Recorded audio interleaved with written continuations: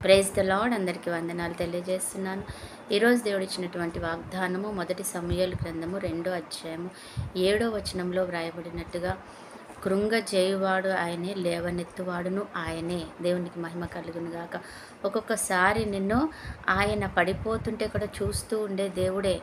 ఆయనే మరలా చేయించి అందించి నిన్ను లేపే దేవుడు కూడా ఆయనే.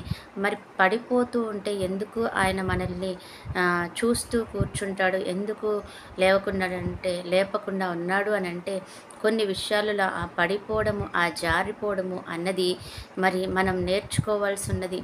తల్లిదండ్రులు కూడానంట, చిన్నపిల్లలు నడకలు నేర్చుకున్నప్పుడు పడిపోతున్నాడు నా బిడ్డ అని ఎప్పుడూ కూడా ఒళ్ళోనే పెట్టుకుని ఉంటే వారికి నడక రాదంట ఎప్పటికీ కూడా.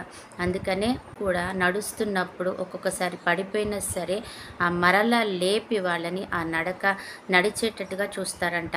అలాగే దేవుడు కూడా మరి జీవితంలో ప్రతిదీ ఒక్కొక్కసారి పడిపోయినప్పుడు ఎలా లేవాలో, ఎలా మనం దాన్ని సరి చేసుకోవాలో, ఎలా మన జీవితాన్ని బాగు చేసుకొని ముందుకు వెళ్ళాలో నేర్పించడం కొరకు అని పడిపోయినప్పుడు కూడా ఆయన చూస్తూ ఉంటాడంట.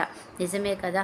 యోసేపుకి ఎన్నో శ్రమలు వచ్చాయి. ఆయన గుంటలో పడిపోతున్నాడు, లేకపోతే మరి జైల్లోకి వెళ్ళిపోవాల్సిన పరిస్థితి వచ్చింది. కానీ ఆయన చూస్తూ ఉన్నాడు.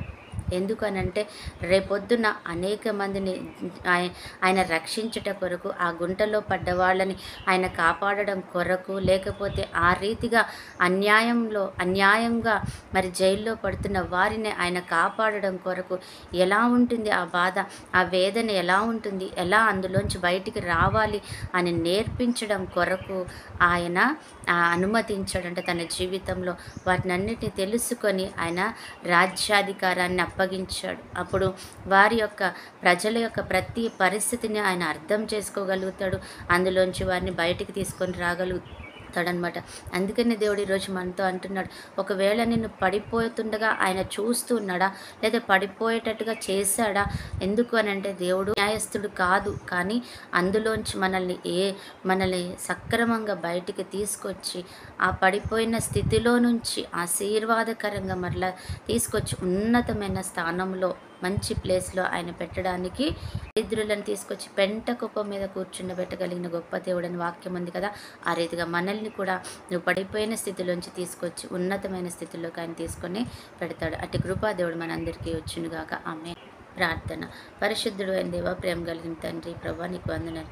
ఈరోజు ఈ సమయంలో నువ్వు మాతో మాట్లాడుతున్నావు తండ్రి ప్రభా. నువ్వు దీన స్థితిలో నుంచి ఉన్నత స్థితిలోకి పెట్టే దేవుడని, ఒకవేళ నువ్వు పడిపోయిన స్థితిలో ఉన్నా నేను లేపగలిగిన దేవుడని అంటున్నావు తండ్రి. మరి మేము ఏ రీతిగా ఉన్నామో అయా తను మా పరిస్థితుల్లో కృంగిపోయిన మా కుటుంబ పరిస్థితులను బట్టి, అయా దిగజారిపోయిన స్థితిలో ఉన్నాం, ఆరోగ్య పరిస్థితులను బట్టి అయా లేవలేని స్థితిలో ఉన్నామేమో ప్రభా. ఎస్సయ్యా అయా తండ్రి ప్రభా, ఆర్థిక పరిస్థితులను బట్టి అయా కొట్టుమిట్టాడుతూ ఉన్నామేమో ప్రభా. జ్ఞాపకం చేసుకొని ప్రతి బిడ్డను లేవనెత్తండి, ఉన్నతంగా ఉంచండి, ఆశీర్వదించండి, గొప్ప మేలుతో నింపుకోండి తండ్రి.